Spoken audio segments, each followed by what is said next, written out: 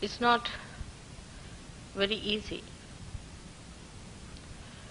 to explain Sahaja Yoga to anyone rationally, as you must have also faced the same difficulty. Not only that we are facing this difficulty, but has been faced by all the saints and all the incarnations, including Christ, Blake, all of them. I've been reading Blake these days, and Don wrote to me that he's writing some sort of a thesis on Blake, friends of sinners.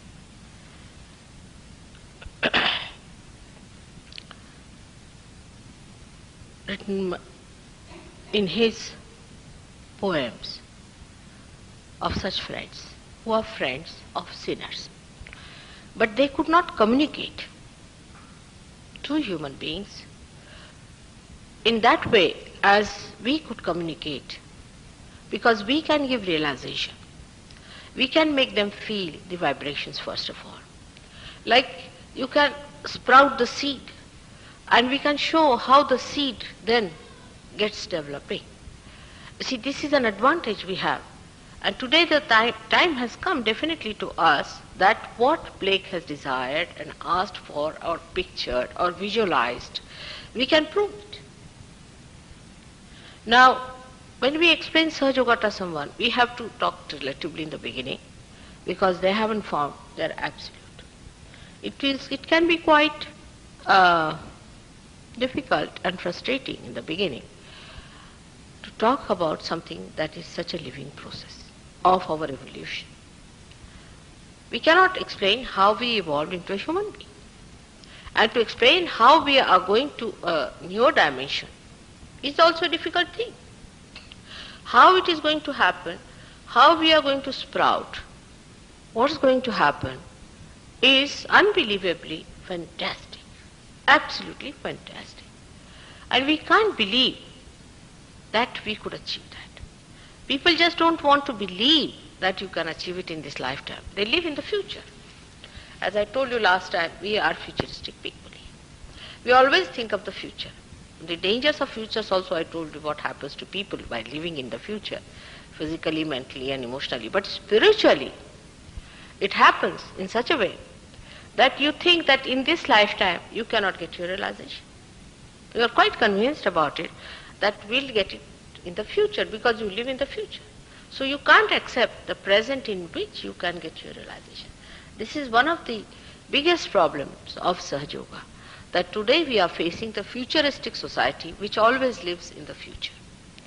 So to explain to them at this time, at this special moment, you can get your realization. This time is meant for that. In the past, this was the future. And this future has been predicted by so many. So that future has come now, and one has to face it as a present. Every future has to be present sometime. Not imaginary, but the real future that has to face you, which was seen by seers and predicted, has to be materialized. Once you understand this point, then one can explain Sahaja Yoga that this is the time one has to expect their realization. Now, a man who thinks too much and who lives in the future would first shun it, saying that how can we get our realization in this lifetime? One may say like that. Then the same person may accept, all right, if you convince that you can get your realization, so why don't you come here, downstairs? Who is there? Come downstairs, will be a good idea. So the second point he may raise, as you must have also faced, is that even if you get realization, because he's futuristic, you see, he's imaginary. Everything he thinks is imaginary, isn't it? It's not reality. Reality is what it is. Supposing you want to think about this hall, and you imagine this hall will be like this, like that, and this will happen. It doesn't happen. It doesn't happen. It is not like that. What you see, what you feel, is the way that you have to understand is the reality. But the people who live in futuristic ways are never realistic because they are imagining things. So the second point that they stumble upon is their own conception about God and realization. That's not reality. Reality is what it is. It cannot be changed. It cannot compromise. It is what it is. Now first, for such a person, whether they are futuristic or they are pastistic, you can say, the people who live in the past, all of them must resolve one thing very clearly. Are you a seeker? Are you truly a seeker? Are you seeking the truth? Then truth has to be not rational, not imaginary, but real. If so, we should be prepared to face the truth as it is. If you prepare the seeker like that as it is, whatever is the truth, you will face it, then the task is better. You prepare the person for realization in a better way. The second type of people are such, those who have lived in the materialistic world, in the gross life. We live in the gross life every day to day. For example, coming to Caxton Hall means money. Taking this hall on rent is money. We think of money. If not of futuristic things, we think of money. How we can do this hall, how we can take it on hire, how we work it out, all these are problems of money. So if somebody says that you cannot get God by paying money for it, God doesn't understand money. Not at all. You have made money. God doesn't understand. Whether you pay him or not, he will make the place rain, or he can give you fertile land, he'll give you fruits, he'll give you all the bounties and all the beauties of life. Whether you do anything for him or not, he's a giver, he'll go on giving. He doesn't know money. He will do it for the rich, he'll do it for the poor, he'll do it for everyone. But we think of money. Naturally, it goes easier into your mind if there is somebody who says you can pay £2 for coming in.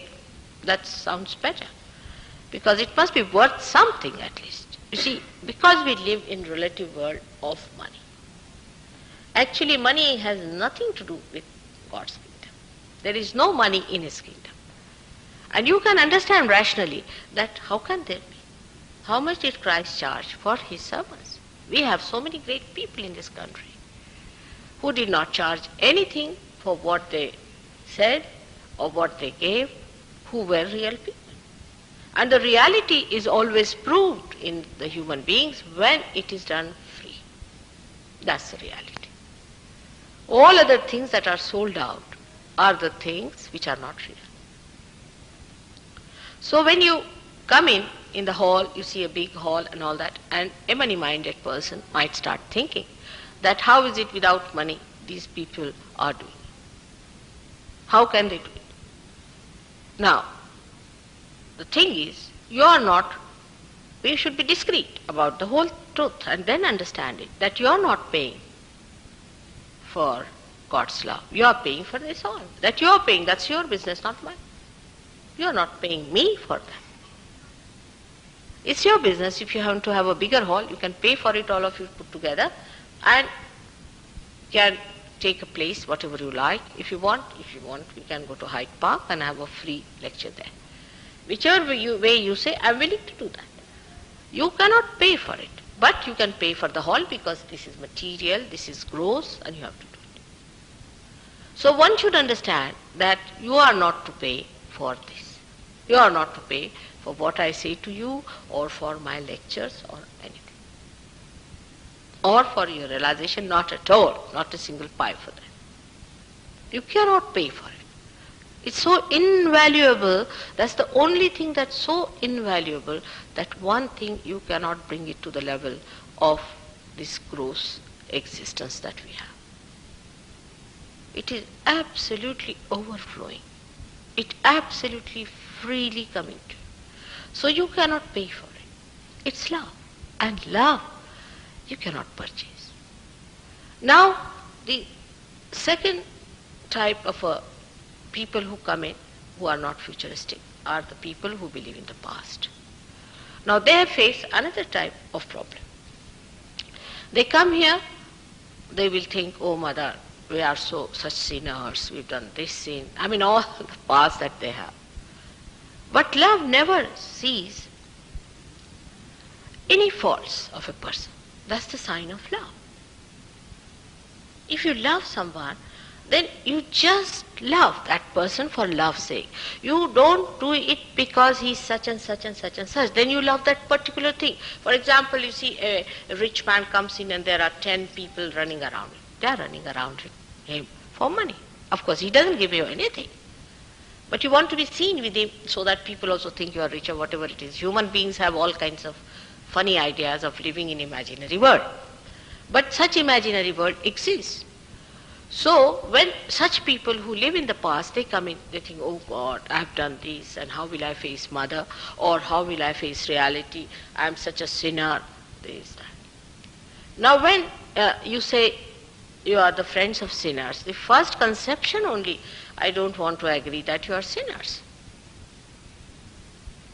I mean, once you come to this place, you are no more a sinner. I think to my eyes, nobody is a sinner. I mean, if there is so-called sin, all right, it is because of your ignorance. So I would say the ignorant. The ignorant. They are the ignorant people. If you have no lights, and it's raining, and it's bombarding, and if you jump into a well, it's not a sin, is it? Maybe deliberately you have jumped into a well. Some people do. You see, some people are like this, come, oh bull, and hit me. There are people like that. That's true. That sort of people are also there. But mostly, it is a mistake which is committed out of ignorance. You did not know that it was wrong. Today I was reading some chapters of Bible, and I found that the punishment for doing wrong in Levi's chapters were just like Shariat as they have for these Islamic laws, just like that. See, a man who takes another man's wife should be killed. That should be done. That was the time we were like that. You see, where we had to establish our sustenance. We had to be like that. Otherwise, we would never have listened to that. I mean, we could not listen to anything without fear. That's the sign of people who are still much more ignorant and absolutely under bondage. Like I would say in Riyadh, my daughter went down and she wrote a letter to me that, of course, if you see from outside, you will think that these Arab people are really very cruel because they force things and they make people so much religious by force. But to me, it's a heaven because I don't need any force for it, because I'm brought up this way, I like it, because they don't tell you to do any wrong things. There are no gambling dens, there are not hooligans, there are no rapists, nothing. It's such a wonderful place to live in. Nobody troubles you. You walk into any place, you take anything, no thieves, you don't have to lock your rooms, nothing, out of fear. This is done out of fear. But for people who are evolved and independent, fear is not going to help. We have reached a stage where we have evolved. It's a time of Moses that these things happened. It's long time back when human beings were not evolved to that extent to understand that righteousness and goodness are good. We may do bad, we may do wrong things, we may try to harm ourselves, people do it. But in the hearts of hearts they know it is not good. It's not good. They should not have done it. It's wrong. Even to hurt someone. Now human beings have evolved so much. Imagine the Romans, the way they behaved and the way they treated people in this very country of ours, that they would go to any extent of killing people. But all that cruelty, that violence and that ruthlessness, and you can call even the licentiousness and the permissiveness that with which they destroyed themselves, and there was a fall of Roman Empire, we can see clearly. Because they have committed mistakes, we have improved. Because Hitler came in, we know what violence is. And that's how we are correcting ourselves through our own people who are doing wrong things. Like one cell in the body becomes malignant and teaches the whole body to behave itself. In the same way, any person who becomes overactive in any wrongdoing, he comes forward later on in the history as a person who should be abhorred, the person who should never be copied. He is the person whose name is never taken. That's how we went on learning. And today we are at a stage where we are free to choose whether the hell or the heaven. So when you reach that stage, then one should not think of sinning. That's over now. Because I've told you many a time that Christ, when he came on this earth, he created that special spot for us, which is called as Agya Chakra, which is at the crossing of ego and superego, that if you awaken him, he can suck our sins. So before his coming, there was no such arrangement. He has been predicted in our Indian Puranas and was called as Mahavishnu. Of course, they cannot connect him with Mahavishnu because those people who went to India and talked about Christ, horrible people. I mean, I must say that the way Blake describes the priests, you see, it's so surprising. He says, a woe of a child. The priest put his hand on my head to baptize, you see, and he actually cursed me. See how clearly he says that he was not a realized soul, and he put his hand on my head and he really cursed me because he had no right to. So because of this conversion business and this nonsensical idea of spreading, you see, conversion, because they think religion is also some sort of a political stunt. So they went into India and tried to convert people. They thought if all of them became Christians, then they will have a democracy of Christians there, and that will be under the rule of English, maybe. But other people also now feel like many Muslims now are going to India and converting them, thinking that it will become a Muslim majority and minority and all that. They'll think on those levels, you see. But one should know that everywhere human beings are evolving. And they will always ask for the religion that is real and the God that is real. Whatever you may try, like the Muslims, Hindus, Christians, all of them have tried all these tricks of this gross level. That's not the point at all. What you have to achieve is the understanding that you are a free person, first of all. Absolutely free. There should be no fear and there should be no compulsion. You are absolutely free, because unless and until you are free, you cannot go to that realm which is complete freedom. So you are absolutely free to begin with. If you are not a free person, we'll have to make you free. For example, some people are, say, come here with drugs or with habits which are not good, or maybe some people come which are detrimental to health with the habits which are bad for the mental side, or some come from false gurus who have problems from the false gurus. So these things are to be corrected first of all. But I would not call it a sinner, because for a mother to call her children sinner is a bit too much. And I just can't think of such a situation where I could ever condemn any one of my children as sinners. So I would not say that they are sinners, but I would say they are ignorant, they are stupid, they have been naughty, and they have been dangerously playing with their lives, they have been unkind to themselves. You see, I cannot feel that way, that somebody is a sinner who has committed sins and that such sins are there that cannot be rectified. It would have been all right before Christ's coming, that we would have talked of karma theory, that we have done bad karmas and our karmas are there, so we are sinners and we are born as sinners. But Christ's coming has a very big meaning, which I don't know how many of these preachers have understood, that it means that he came on this earth to rectify our sins. So we are no more sinners now. I mean, is there even someone who can rectify it? Why should we call ourselves sinners? And why should we worry about it? The basic problem with human beings is this, that they're ignorant. On one side, they are proud of it. On the other side, they are frightened of it. Both the sides, to my eye, is the same. Either you are frightened or you are proud of it. Is both one, the pride leads to stupidity and the frightening might lead to a sort of a destroying capacity in you, the way you go on destroying yourself by all the time cursing yourself and saying that I am bad and I have done this bad and that bad.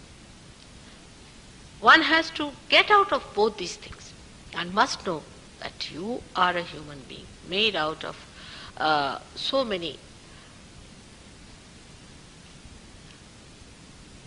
what you call for yonis, is genes, or genes, so many genes through which you have passed and come to this stage where you are a human being. It is a special thing that is being created for a special thing after all. A human being is a special thing created for a special thing. But you are not the human being at the time of Moses. You are not the human being at the time when people were not evolved enough. You are people who are free to understand the value of freedom. If you understand the value of freedom, you are the right people for Sahaja Yoga. When you have freedom, then you must have discretion also how to use the freedom and respect that freedom and not to indulge into abandonment, which is stupidity. So going to extremes, either on one side or the other, is perhaps the sin. And the sin, so-called, gives you a fear. And aggression, which is also a sin, gives you a pride, or a kind, not pride, I would say vanity, which spoils your vision completely. So to talking to anyone who is a newcomer, one has to be careful that either they are coming from this side or that side, and dealing with them, we have to be extremely patient and loving. For I have told you that love does not know faults. And when we start finding faults with others, we should know our love is not matured so much. I would like any Sahaja Yogi to tell me about other Sahaja Yogi as a kind of a recommendation. Supposing I get angry with a person, I said, oh, he should try this, he should not have done this, or something. Then if a Sahaja Yogi tells me, no, mother, maybe, you see, then I like it. Maybe I'm testing you. But if you tell me 2 words even worse than that, then I feel, oh, these people are not loving. I've tested your love also, whether you really love each other or not. Because love is something that's a release. Actually, it's a release. Love is within you.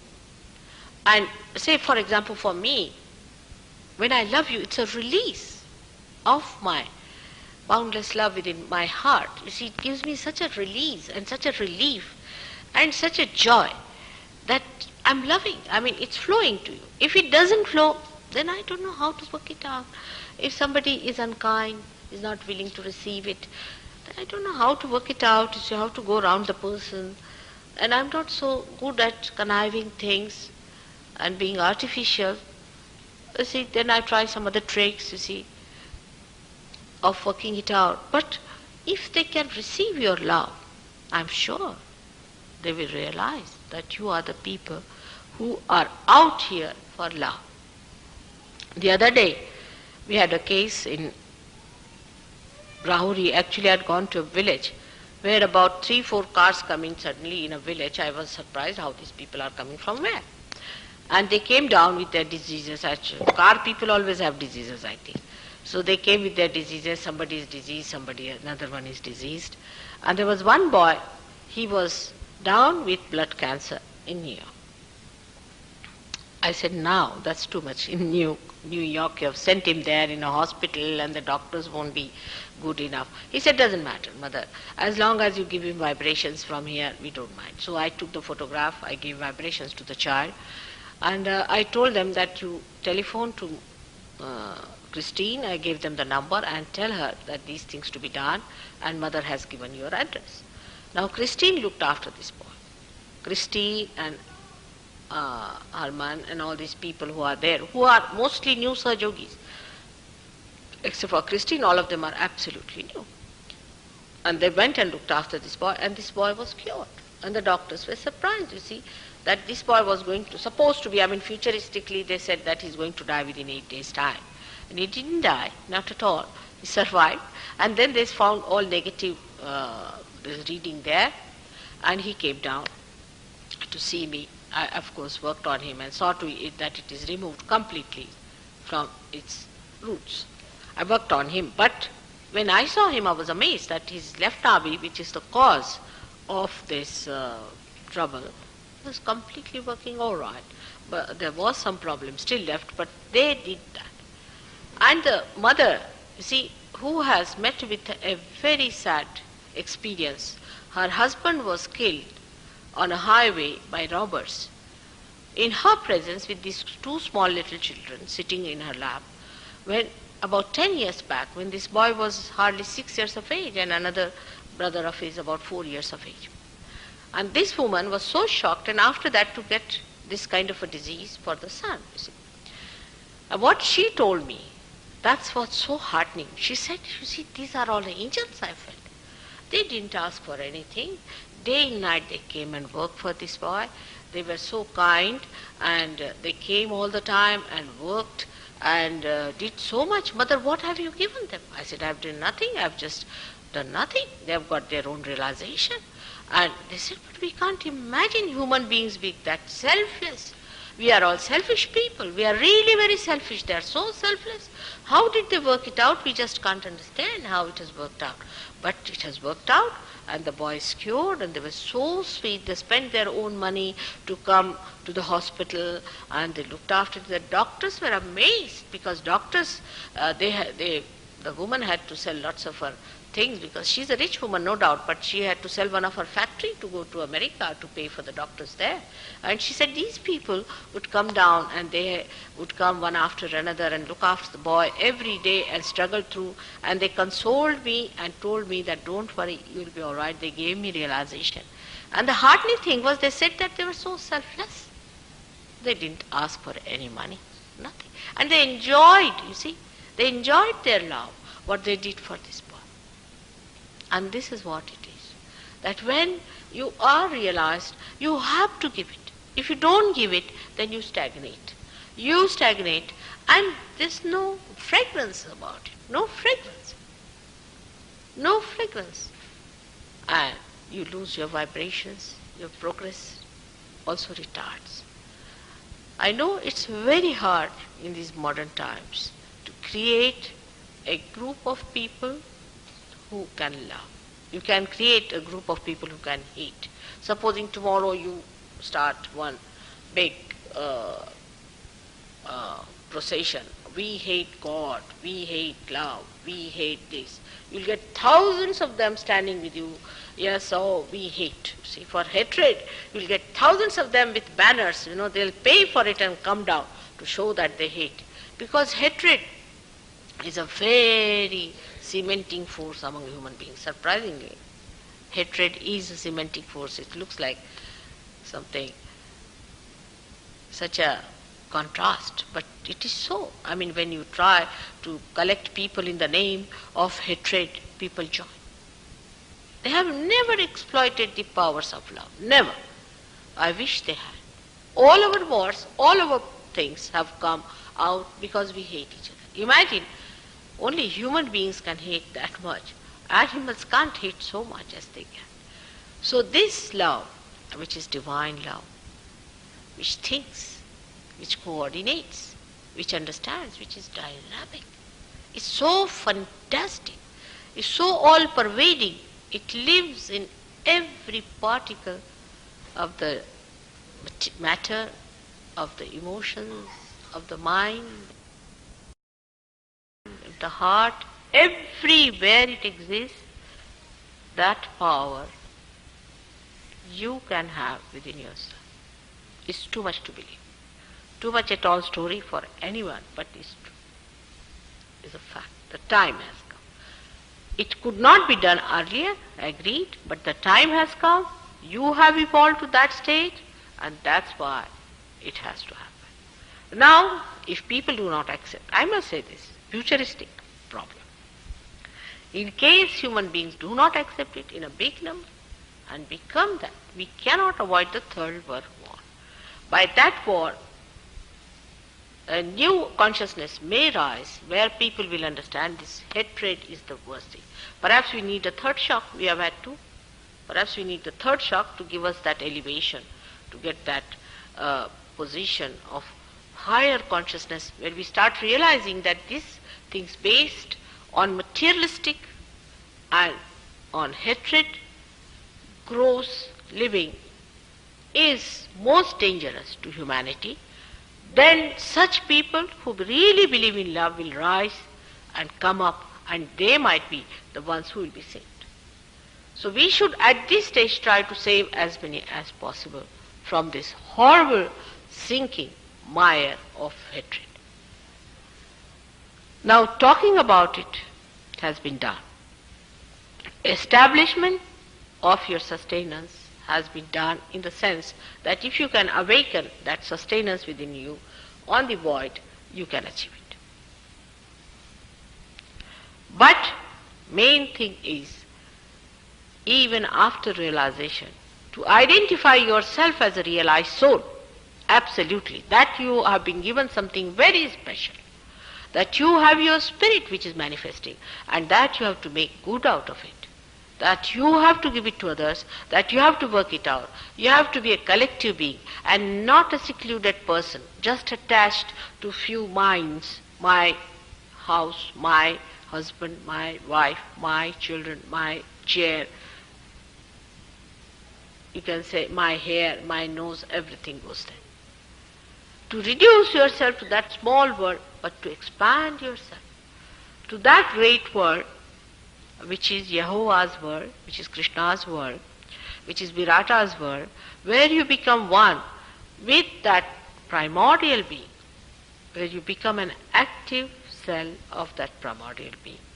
That's the thing one has to do. And that breakthrough has to take place. Now, one may say that all the scriptures are wrong, everything is wrong, that all these manifestations are wrong, all Christ was no good, he was not practical, anything one may say. This, you have freedom to say what you like. But you must have wisdom to see that if there is a way, what must be the way? If there is a way for the emancipation of human beings, there's only one way. There's no other way. Whatever you may be, an intellectual or a emotional person or anything, whatever it is, but you will reach one conclusion. There's only one way. And one way is transformation of human beings. To that level where they really say what they mean. They become. They talk of world brotherhood, they talk of everything. We have all kinds of organizations doing all this nonsensical work. You see, we have UN system, and we have world government ideas, we talk of love, helping Vietnamese, this, that, all sorts of things are there. But actually we are not.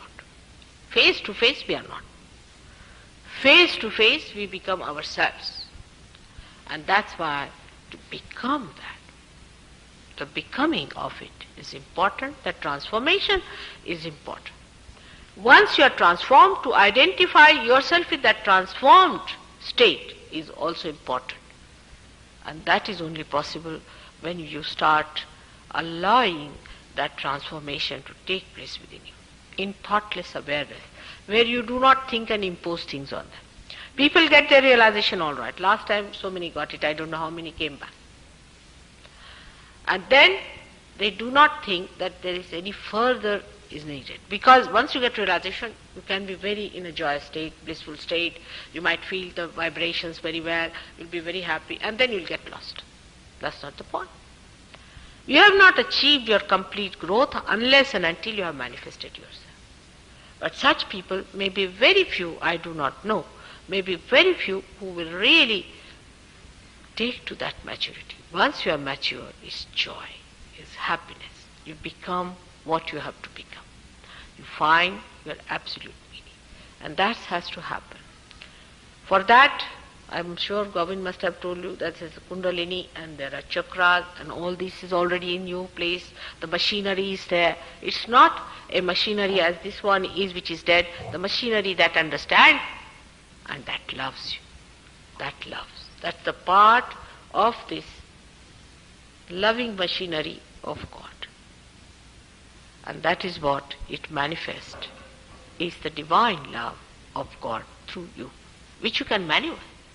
By this, you may be able to manifest a voice, but with that machinery, when it works, when it is put to the mains, it works out that divine power. So to explain things to people of different various types that they have come, we normally divide them into three. As you know, the people who are ignorant, fearful. The people who are aggressive and up in vanity, who are vain about themselves. They think no end of themselves. And thirdly, the people who are neither vain nor afraid. Those are friendly, pleasant people, good people, who lead a life of moderation, who are exclusively, they do not ask for separate food, separate living, separate room, separate chair, but those who like to share, that type of central type of people. That type of people are best suited for such. And such people should be really tackled first. Then the people who are sort of humble people, they are humbled down, and those who think they have done some mistakes, they are better off. But aggressive people, you be careful dealing with them, because you might get a punch on your nose as soon as you talk of love, you see. So be careful, like there was a cartoon, a gentleman sitting on a hedge, you see, and somebody came and asked him that which is the way to go to Wimbledon. So he was sitting there, he said, "No, sorry, the last one gave me a punch, I'm not going to tell you." That's what it is. You see, there are some people whom you cannot tackle because they are so aggressive. It's better not to argue with them or deal with them. Best thing is to leave them alone as they are and let them grow, let them find out. Because all these people will develop bumps, all aggressive people will develop problems for themselves. First of all, they cannot sleep in the night. That's one thing happens to them when they are aggressive, right-sided people. They'll have high blood pressures, they'll have hot tempers, they may have divorces, they may fight with everyone. Ultimately, they'll find they're lost, not wanted by anyone. They would be meticulous. They will develop kidney troubles, and they will develop a funny trouble where they won't remember their past, even their names they may not remember. Then they will come wrong. See, so allow them to have their nice time, but don't butt with them. I would advise all the Sahajogis to see if there's an aggressive person, you just don't go near them, because I don't want my children to be hit by anyone for no faults of theirs. You see? So such people must be avoided. Let them face life as it is. Let them get hits. They punish themselves by their stupidity that they are doing. You see, all their stupidness will be shown in different ways, and they'll have to face it, and then they'll come round. But these two types of people one must tackle, and must now do it in a big way. Because this is a very big year for reality to be established according to certain predictions. I don't know how far to believe in predictions of modern times, but olden times predictions are so wonderful that I just can't imagine that how people could see so many things about Sahaja Yoga. 2000 years back, a great seer called Bhrigu has written something so great about Sahaja Yoga that a new method will be devised by a Mahayogi. They call me a Mahayogi, who will be Parabrahma incarnate and will give realization without any difficulties, raising the Kundalini, and people will get it, and this will happen, that will happen, and they'll be able to see the pulsation of the Kundalini. All the details of Sahaja Yoga he has given 2000 years back. He is one of the greatest astrologers we have in India, called as Bhrigu, and he's written down all these things on the lotus paper. You see, which they used to use the lotus leaves to write. In those days they had no paper. So 2000 years back, imagine, maybe more, you see, according to English standard maybe 2000, but I think it's much more that he has written about 5,000-6,000 years back. He has written about this just after Krishna, that this thing will happen and a Mahayogi will be born who will give realization to people, and such a time will be coming. So under these circumstances one has to see.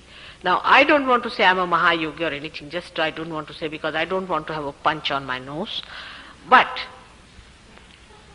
I would say that you should find out for yourself, whatever it is. You see, instead of crucifying me, thank God you can't crucify now under the circumstances, but you will be the loser, not me. So I would say all those who are aggressive by temperament should know that there must be some way of getting out of it. Even aggression, you see, is in the present state of human mind is very repulsive. You don't like it. You don't like your aggressive self. When you aggress anybody, you repent after that. You don't like it. That why was I so rude? I could have been better. Why should I be disturbing someone? Why should I be like that? You see? So it is, I think, in a way recoiling on people, and they don't like themselves. As others don't like them, they also don't like themselves. When they are aggressive with others and very malignant by temperament, they don't like themselves. They want to change. So even this may happen. I would suggest that we must very gently go, but firmly and with a speed. We have to work it out, and I am sure it will work out, and many people will get realization and will understand Sahaja Yoga. May God bless you all.